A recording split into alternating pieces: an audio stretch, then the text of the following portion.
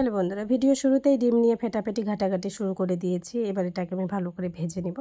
Fry প্যানের মধ্যে তেল দিয়ে ডিমগুলো এর মধ্যে দিয়ে দেব। এটা কিন্তু গরম না হওয়ার আগে আমি ভুল করে ঢেলে ফেলেছি, আপনারা কিন্তু দেবেন না, তাহলে তুলতে একটু অসুবিধা হয়।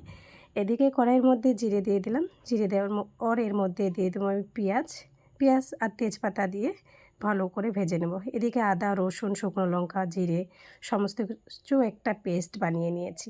এই পেস্টটার মধ্যে ঢেলে দিয়ে তেল ছাড়া পর্যন্ত ভালো করে মশলাটাকে পাকিয়ে নিয়ে এর মধ্যে দিয়েছি কচু আর কয়েকটা আলু। ভালো করে কষিয়ে নিয়ে ডিমগুলো দিয়ে দিলাম। এভাবে বানিয়ে ফেলুন চটপট।